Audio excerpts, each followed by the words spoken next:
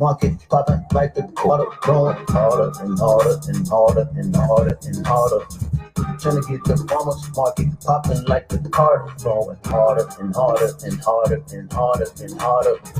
Trying to get the farmers market popping like the cool. Control the game like 4-5, so ahead of the curve I can't go live. These woke jokers, they so jive. I'm deep up in it, I nosedive. Pink for swim, I'm wavy. Cowabunga, I'm surfing. Kundalini on 6G, my ancestors been working. 40 years, I'm grateful. Bad knees still hooping. Wait for it to be hateful. Man, I'm most tired of recruiting. Percentage high when I'm shooting.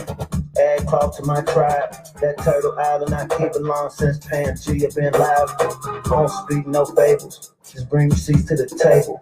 Came to show this hand. Can't get caught up slipping like Abel. What's understood, stay silent. You ain't even gotta say it. All I know is that daddy's up and somebody gon' pay. Harder, harder, harder, and harder, and harder. Trying to get that farmers market popping like the Carter, going harder and harder and harder and harder and harder. Trying to get that farmers market popping like the Carter, going harder, harder and harder and harder and harder. Trying to get that farmers market popping like the Carter, growing harder and harder and harder and harder and harder. Trying to get that farmers market popping like the Carter. A million black shovels at the same time. A million black shovels at the same time. A million black shovels at the same time. 4, 3, 2, 1. B1AGers, good morning. We're back again with B1AG. Again, 1 million black shovels, 4, 3, 2, 1. 1 million black shovels, 4, 3, 2, 1. That's our campaign. Here at B1AG, we're trying to have 1 million people, 1 million melanated peoples around the world plant something at the same time. April 3rd, 2021, 4, 3, 2, 1. That's the countdown. So what's happening? We're at B1AG, where we focus on black agriculture, agriculture production, education, marketing, nutrition, and economics for the black family, for the black community, because here at B1AG, we're B1 first. And today, we're still in Black History Month, and we'd like to focus on one of our great elders, Frederick Douglass. He was a world-renowned abolitionist, and he was also a slave who was able to buy his freedom. But the interesting thing, he actually wrote 3 autobiographies.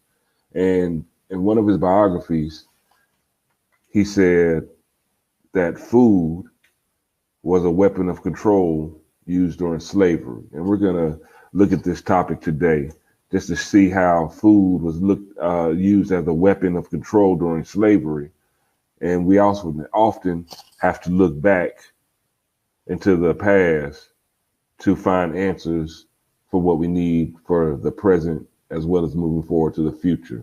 So we're going to dive deep in this. We're going to break off some literal bread today. And we're also going to show you how Frederick Douglass broke bread, literally and metaphorically. So, Farmer Brown, I'm going to turn it over to you. What say ye about your food being used as a weapon of control?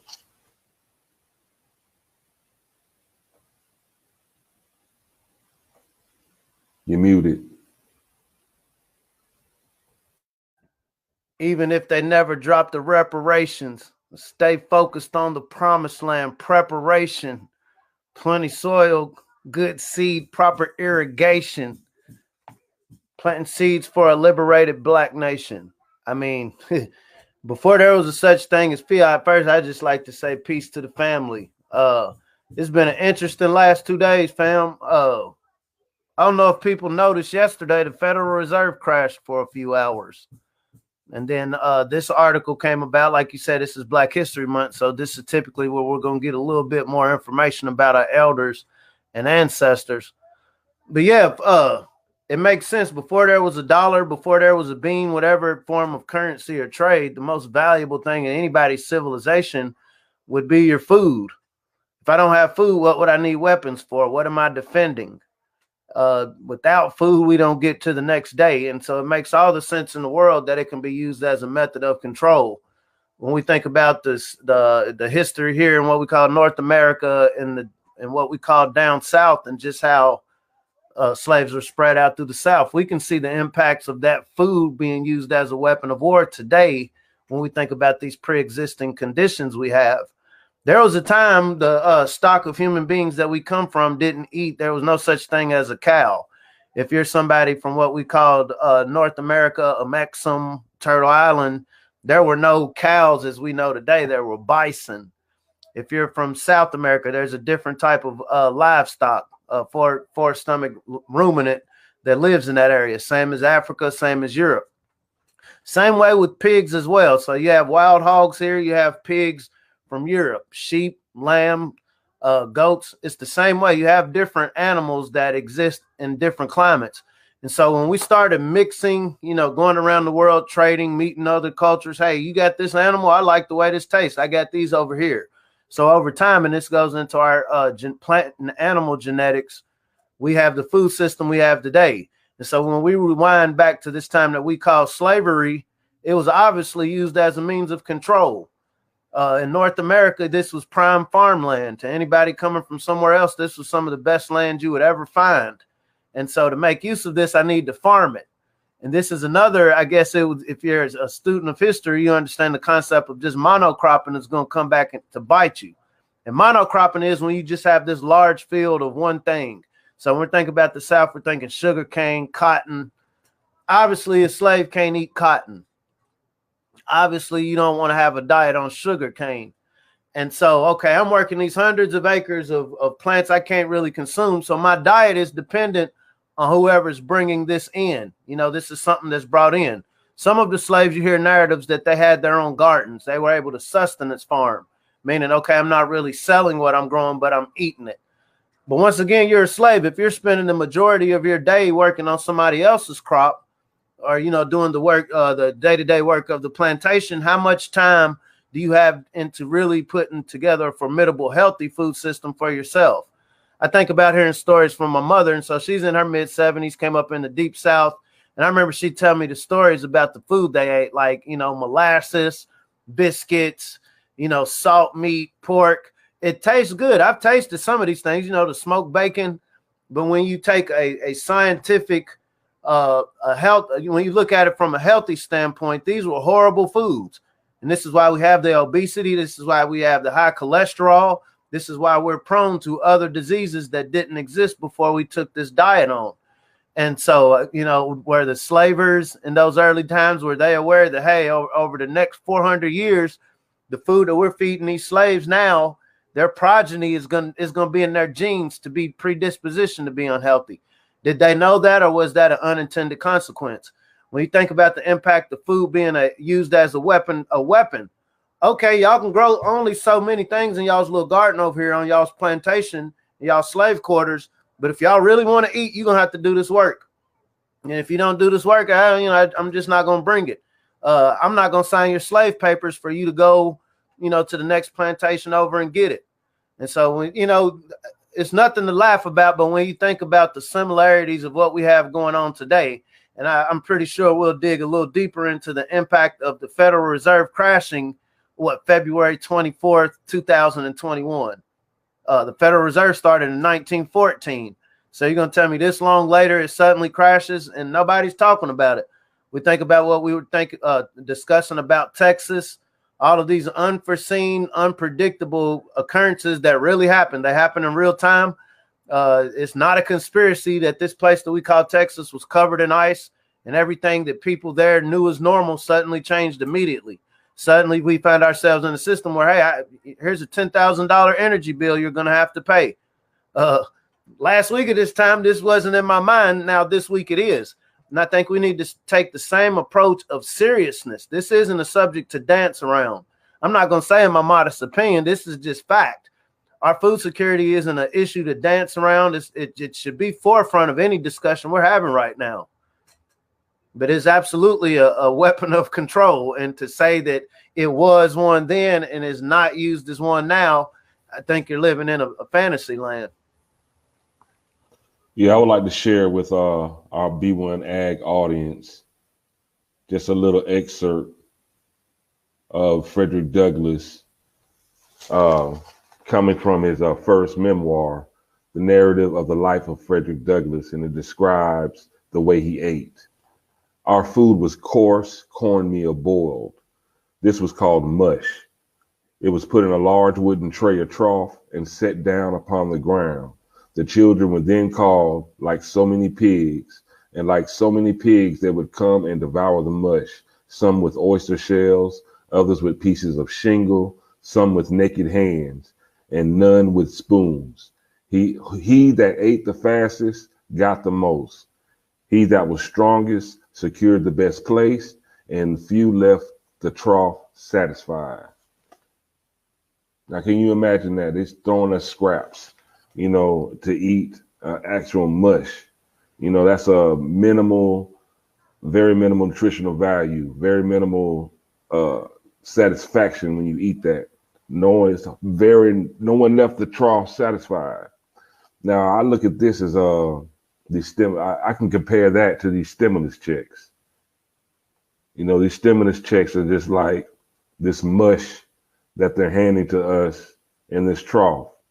Okay, thank you, because I need it, but $600, $1,200 is not gonna get me out of these tens and thousands of dollars in debt that I am in, or $600, $1,200, $1,400 is not gonna do much for this $10,000 electric bill that I have now, because my electricity is privatized and they're overcharging. So we really have to look at the way oppression has been used on us in the past, compared to how it is used on us now. And we need to put ourselves in a better position so we won't be able to be oppressed in the future. What you got to think? What you got to say about that? And the Constitution, right? The whole of the thing starts with what the initial piece of it was. So in the original Constitution, the contract of what we're going to do with this space of those who are classified as in power right now is we were 3/5 of a human being. This is for tax purposes, meaning you're livestock. I'm gonna count you as something else because there's a benefit for me. But other than that, I see you as livestock. I say that to say I remember one of my epiphanies about life. I was working at the research farm when I was doing my undergrad. It was about 2 years, and this is my first time ever feeding cows. I mean, this was like a whole new experience for me. And then we had about 30 head at this time. And so these are huge animals. I'm not that big of a guy, so I'm like, oh, wow. But I noticed the control I had over these animals with these buckets of feed. I ride all through the field in the gator, and, they follow me through the field. I have this little bucket of feed, and I'm knowing, okay, one of y'all could easily take this down. But in my head, I'm knowing I'm about to hit this trough, and we have maybe 2-3 buckets. I'm about to hit this trough, and this is all y'all going to get for today. I know me as the farm tech assistant, I'm not going to come back and do this till tomorrow morning. And so whatever is about to go in this trough is all you're going to get. And I remember I thought it was the oddest thing because, I'm used to dealing with animals on the Discovery Channel, so to speak. And so I'm assuming, the natural instinct of an animal is to protect its offspring. Like, before anything, I got to make sure these kids eat. But when you take that feed, and I don't, for people that's never don't understand what feed is. So basically when you're feeding livestock, they can graze on grass for so much. But when you want to fatten them, when you want to keep them healthy, you have feed. And that almost reminds me of like a chocolate chip cookie mix or something.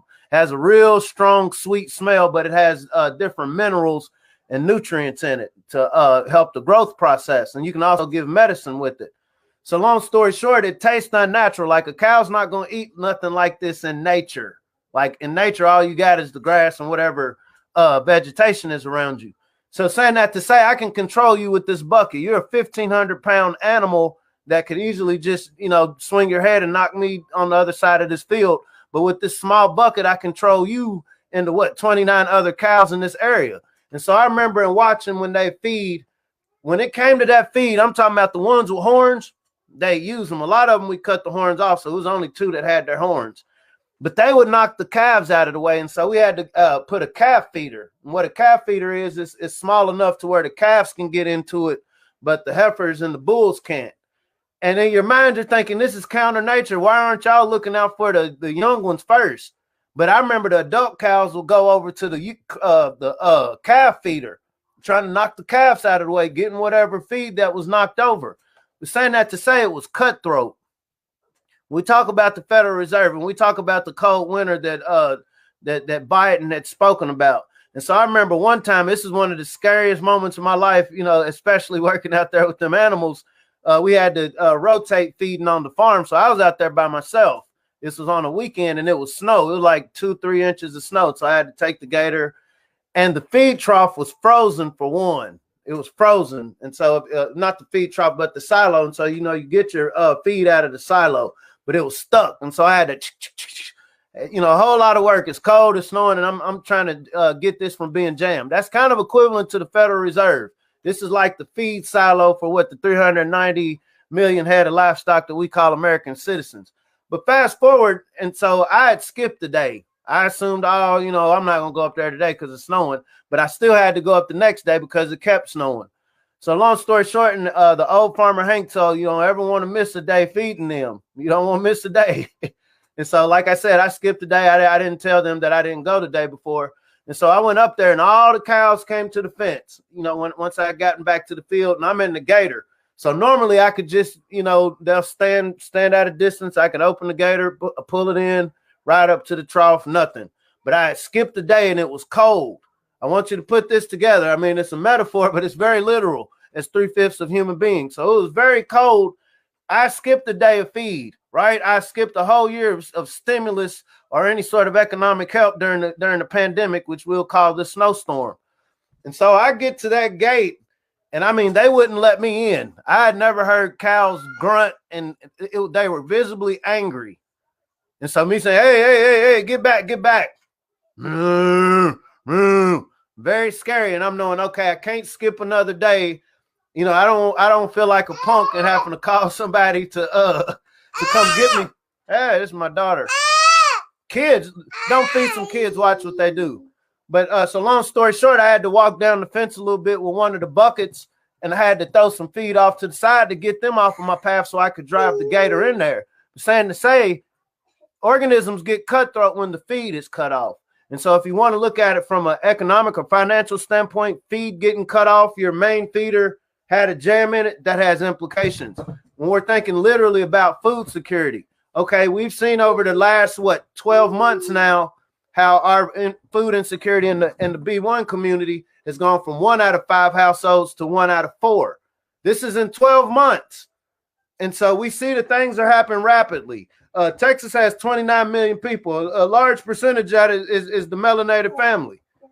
And Mexican as well. Just, you know, we'll bring, for the sake of this conversation, we'll bring in people of color because our food security is based on Mexicans growing it. If you're eating anything in America, no matter what color you are, 60 to 70% of it is grown by Mexicans, or what you would classify as Latino or Hispanics.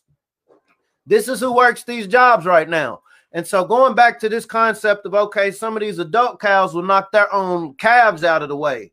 When it came to this feed, this limited feed, this limited economic stimulus. If I knock my own calf out of the way, what am I going to do to another adult cow that wants this same feed? Because this adult cow in this snow and this proverbial storm, I know I need more food because my body got to generate heat to keep me warm. My nature, cows can't speak English, so they can't trick each other. They go straight to the business. If you can't knock me out of the way, I'm going to get as much out of this trough as possible. And so when we apply this to our community in relation to other communities, I mean, normally on a typical day, these cows on this farm of America get along. Hey, I'm in my space, grazing away, you're in yours. But when we're starting to deal with limited resources, this feed that these people on this gator, they don't even know it's called a gator. They just know these people come, they pour something, and there's something that they like. We've become socialized. When we think about social marketing, we've become socialized to almost be like livestock in North America, to where we operate on feed, whether we want to talk economic or our food system. And so I think when you're talking about Frederick Douglass and being able to identify that back in slavery, I think it definitely lends for a greater conversation of now. How deeply are we indebted now when it comes to food? Because back then our enslaved ancestors had no choice but to grow some of their vegetables. They didn't have a nice apartment they could go to. They didn't have a good enough job. Or I can go to Whole Foods, I can go Kroger, Publix, Sunflower anytime I want. They didn't have that advantage. Therefore, they had to learn how to produce the food. And so in a situation now where power is going out and all of these unexpected events happen, how prepared are we as a community? In Texas, it didn't, if I'm on a street where my electricity didn't work, I can have 100 stacks in my pocket. What good is that going to do me? Who am I going to call up and pay to turn my electricity on? I can go to the store with 200 stacks in my pocket. If you have nothing to sell me, what good is that going to do me? And so these are real conversations that we need to have yesterday. And I definitely can relate to you and the cows. I grew up with my grandfather down in South Georgia, and he always had cows. And trust me, when it's feeding time, those cows come running and bucking, and they will knock each other out of the way. They will knock you out of the way. Like my grandfather, he'd always keep a stick, and he was quick to, if they came too close, he'd bust them over the head with that stick. And it's not to be cruel, but it's just that cow will do worse to you. That cow will do worse to you to get to that food. And I want you to think about this, how our audience out there, my B1AGers, when you're hungry, they have all these Snicker commercials about, about people hungry and angry. You get hangry. Think about how you act when you get hungry. Think about how the young ones act when they get hungry. The children, the kids, they start yelling and crying and become uncontrollable. Definitely hunger is a way to control humans, and they know this very well. But as far as Frederick Douglass, he used that hunger and the way they tried to, and the way he seen how they controlled him with hunger to work in his benefit as well, even at a young age. When Frederick Douglass was 8 in Baltimore, he found a way to use hunger to learn how to read. So what he would do was he had free access to a lot of bread. So he would take pieces of bread and barter pieces of bread to the white neighborhood kids who knew how to read and write. He would give them bread to teach him how to read and write. And this is a quote: "This bread I used to bestow upon the hungry little urchins, who in return would give me that more valuable bread of knowledge," Douglass wrote in the narrative of Frederick Douglass. So he actually used bread to feed the hungry white kids in exchange for knowledge. Now, B1 family, B1AGers, we have to use the knowledge of our ancestors, our elders, in the present to put ourselves in a better position in the future. What kind of bread do we have to barter? You think about the people of the book. Esau sold his birthright over a bowl of soup. Esau had been out hunting. I'm tired, I'm famished. And what was it? Rebecca had colluded with Jacob. He sold his birthright. And if you ascribe to that story, this is how we have the divide between Christians and Muslims. But the concept is, I'm the firstborn. By nature, there's an inheritance I get that's going to last me a lifetime. But I was so famished after this hunt, I will sell you my birthright. When we think about, when we get into the different, schools of thought about our presence here in North America, what is our relationship to this corporation, this nation, democracy, republic, whatever we're going to call it? What is our relationship? And when we don't take on our agricultural history, we're selling our birthright. We're selling our birthright. If you want to say we started in a garden, some schools of thought say we started as little cells and amphibious beings in the ocean. Who knows? I don't know. But I know we're here And I know the darker you are, you tend to come from a stock of people that were in warm climate areas where life was more vigorous. And so by nature, that would make sense that this group of people figured out how to produce food first. It's not a braggadocious thing. It's actually shameful that, okay, if we come from this, if this is a possibility, why then are we in a situation today where only 1.4% of us are the primary operators in what feeds the people in the place where we find ourselves living?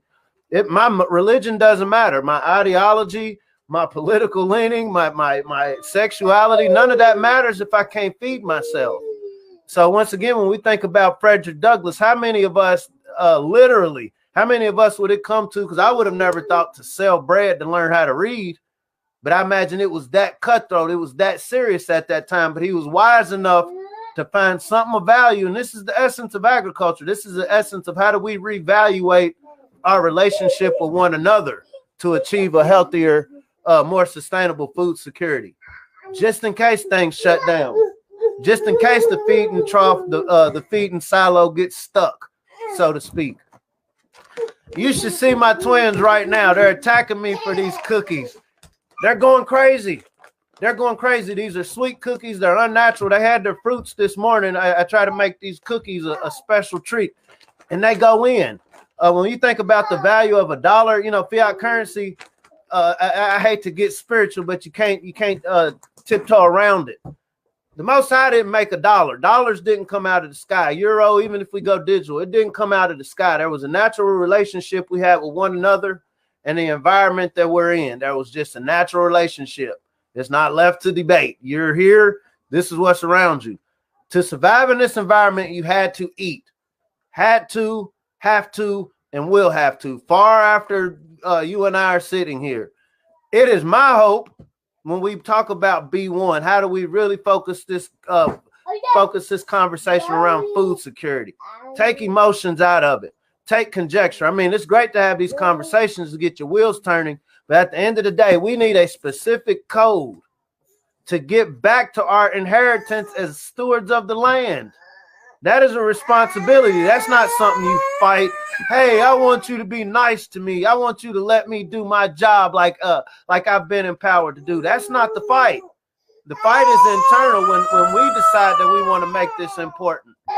Because right now, in my opinion, I feel like a lot of us sound like my son right here that wants this cookie. And guess who holds the purse to what it is you're asking for? Right? Daddy got something else he's doing. Right? I see you're safe. Okay, you don't threaten what daddy's doing. And so when we think about this paternalistic mindset that we call white supremacy, that I'll call the opaque layer, daddy's got something going on right now. I hear you crying. I hear what you're asking for. I know you want your. I'll do a study on how am I going to distribute these cookies to these crying children right here. I know it's almost nap time for y'all. I got a whole nother day of work ahead of me. I got a whole nother plan. But I hold the key to this. And so when we think about our relationship on this place and on this farm that we call North America, are we coming as beggars? My kids, both of them can now walk. They know how to climb. They know how to open every door, right? Like there's really nothing hidden in this house anymore. And it's two of them. There's power in numbers. There's two of them. And I'm making a point. Right now, at this moment, instead of them being mad at me, because I also got these too. You see how I'm using these to keep them to be good while I'm doing something? You have the means within your mind to go in the kitchen right now and open that refrigerator or crawl on the table, or crawl on the counter and get bananas and all these things you want. But you've been socialized to see this paternal hand as this is what the thing I want comes from. That is equivalent to the feeder. That is equivalent to the Federal Reserve. For the sake of what we call ourselves, do we want to be in a position where we're asking somebody to give us something that we have the capability to go and get? Because guess what I can do if I was a mean parent? I could use this food as a control. I want y'all to be good. I don't want y'all to. I actually encourage my kids to turn up. You know, don't tell mama I said that. I want them to turn up, right? But if I want them to be good, I just want to be peaceful, I know how to use food as an incentive. I know how to stretch this out over time for a behavioral change. And we can't be, as above, so below. We can't be so foolish of a people to not think that a very wise multi-billionaire group of people have figured this same dynamic out. If it worked during slavery to keep millions of these people doing this service for us for free, why would I not use a good idea? Now check this Why out. would I not use something that made this the richest country in the world? Why would I not, from the day I had to tell y'all, okay, slavery's done? Do you think I just forgot about what just worked for a couple hundred years? But I'm gonna tell you something that's interesting, Farm Brian. How your sons and your daughter, when they want those cookies and they get mad and they start crying and they may get it, they may not. What's interesting is like during slavery, when the slaves were working the plantation, it was illegal. It was actually illegal for them to eat the food that they're picking on the plantation, but they would do it anyway. They resorted to stealing, and in their mind, their moral compass was, okay, you stole me, so me stealing some food, there's of no consequence. However, the consequence was that they got caught stealing food, even if it was just an orange. You have a whole orange grove, and they can get caught eating one orange. A lot of times that would lead to being flogged, to being whipped, severely punished. But there's only so much a person can do or will take when they're hungry. They're gonna eat. We have to eat, and they would resort to stealing food. And we go back to Frederick Douglass, and he was talking about how, like, stealing became a normal way of life. Even if the slave master, they can put up a tar fence around all the oranges in the whole plantation. Slaves would risk their life going in there to get something to eat because they were not going to, hunger will motivate you in a lot of different ways. So Farmer Brown, just continuing the analogy of using your kids and how, they turn up when they're hungry, and now they can go get it. Father Anderson say when it comes to economics, either it's three levels. Either you're going to work, beg, or steal. Either you're going to work, beg, or steal. In the case with my children, I mean, obviously they can't work, so work would be equivalent to good behavior. Steal would be, okay, I know Dad got these cookies, and I'm gonna just go in there and take them. And beg is what they've. So right now, what she's doing, she's trying to steal my heart. She knows by being cool, she knows the reaction. What Pavlov, positive reinforcement. You're being good. You're letting Dad do what he needs to do, right? Sister Vicky Diller, some people call it butter biscuits. Once again, this was another, since we're talking about the narratives on a plantation, this is where the concept of butter biscuits come from. I will incentivize you. You're not going to get no wealth. I'm not going to give you anything of value, but I'll give you a little bit more food than those people outside on the plantation if you tell me what's going on. Food was used as a weapon. It's not a metaphor. I will give you a few more butter biscuits. And I mean, we say that in a sense of comedy, but this is serious because this same method can be used today. I mean, you think a lot of our young mothers right now are in some trying situations. There was a sister up in Ohio. She was working at Little Caesars, and she got arrested because her 10-year-old and 2-year-old were at the I guess they were staying at a hotel. Yeah. You can't judge that sister, man. She's working with what she's got to work with. And what saddens me as a community, there's enough men. I see them every day. There's enough men around here that need something to do, need something to wake up in the morning and fight for. There's enough women that need to be fought for. No matter how strong they are, no matter how smart they are, we shouldn't have a sister that's getting arrested for. And it goes to this concept to answer what you're saying. Like, technically, she's stealing on a plantation. What I should have enough money to give to a daycare, I don't have. And so while I'm at work trying to earn, I got to keep my kids here. And so when we're dealing with this kind of we're in a system where she can be arrested for that. That just is what it is, regardless of how we feel about it, until we have something to correct that, because this is just one sister and many.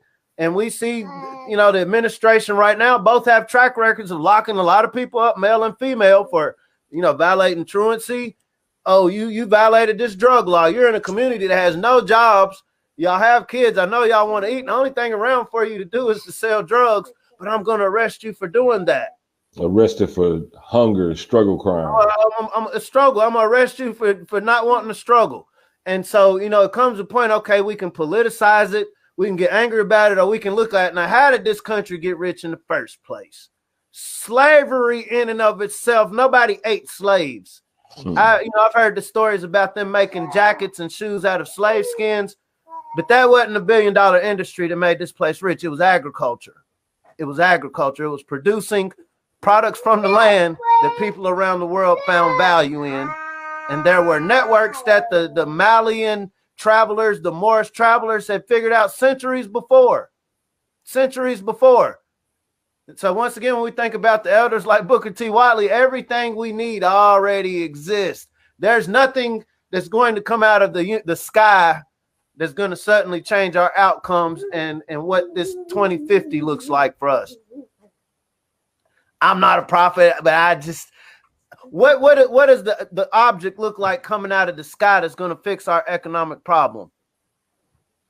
I can see, hey, if y'all can at least feed yourselves, you have a little bit of leverage in your politics, in your economics, in your outcomes for, you know, okay, what are our youth going to do with themselves? This is a technological age where, hey, we see that there's other groups of people that kind of have a monopoly on technology.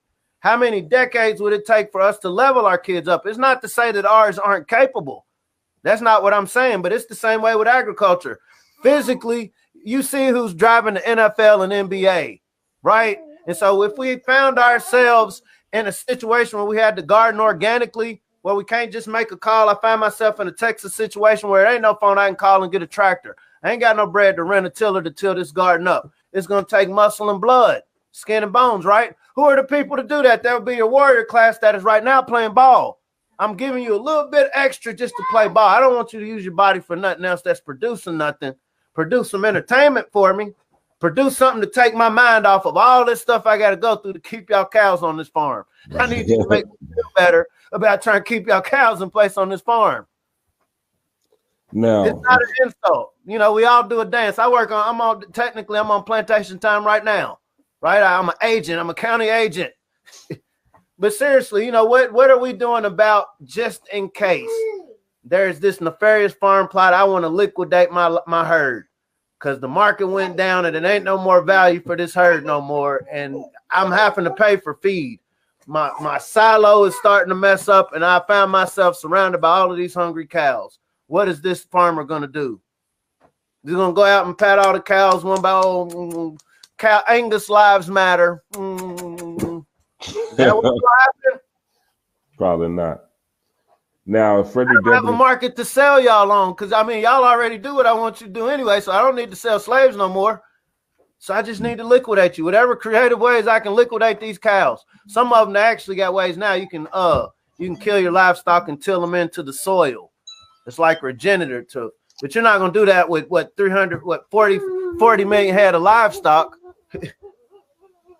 So Frederick Douglass can point out that how food was used as a weapon of control during slavery. The obvious answer or, you know, solution would be to be able to provide your own food. Therefore, you control your own hunger. You can control refueling yourself. You can control feeding yourself. And that can't be used against you because you have it. You know what I'm saying? If you can feed yourself, nobody can use food to control you. You know what I'm saying? You're not walking around hangry like in these Snicker commercials. You know what I'm saying? Because you have enough sustenance and nutrition to supply the energy you need to make it through the day, to fight through the day, to survive, and not just survive. But if you can provide your own food and sustenance, you will thrive. You know, that's the only way. That's the only way society can thrive. We have to be able to eat and have access to clean water, you know. So, you have any final thoughts on this Farmer Brian MC before we get up out of here? 4, 3, 2, 1, game time. I'm a believer that there's no such thing as coincidence. I don't see any event that happens in human activity as isolated. In my little weird world, we're all kind of weirdly connected in some way. And I think this is literally a countdown to what are y'all gonna do. In the Bible, it speaks of let the wheat and the tare grow together, and I'll do the separating. And I just see a grand separation happening right now for all of us. I don't think there's not one human being on this planet right now that is immune, and you're not gonna get vaccinated with what's going on right now.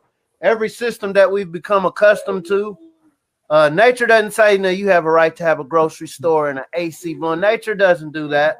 Human innovation, and I've appreciated air conditioner. I've appreciated grocery stores, but it comes a point, okay, to have the grocery stores and a lot of the amenities we enjoy, there's a lot of people who are experiencing hell on this planet. What does Neely Fuller say? How do you create justice? The people that need most help get the most constructive help, right? Food.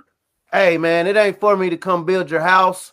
It ain't for me to make sure you're able to turn up and have a good time in life. But if there's enough land out here, there's enough seeds, the least we can do is figure out how we're going to be able to feed one another to get to the next day, to decide what we're going to do, how we're going to do it.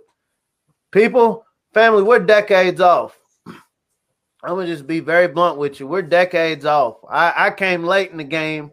And I realized, okay, if I started today, I learned everything that was told to me, took every bit of advice that was told to me. How long would it take to get to changing this 1.4% participation? You're looking at decades. The optimism is we have time now to make this something that becomes our culture, to where my 2-year-olds, by the time they're 14, no telling what this world is going to look like, at least understand the concept of food systems. Hey, Dad, whether we got digital currency where you can just whistle and suddenly I bought something. Oh, there's no telling where technology is going to go, but we're never going to be so advanced of a species that we just don't need food. And somebody selling you a pill, some fake meat or something like that, I don't think that's sustainable for organic, created, natural beings. Amen. So, I hope y'all enjoy this daily bread today. Now, it's going back to Frederick Douglass. Frederick Douglass used his bread to learn how to read and write. He bartered bread for knowledge. So I hope that you learn from our daily podcast here at B1AG. We're sharing this daily bread, that you can exchange this daily bread in for knowledge, just like our great elders such as Frederick Douglass did back in the days. And to end this off, we're going to end this just the same way we do every day.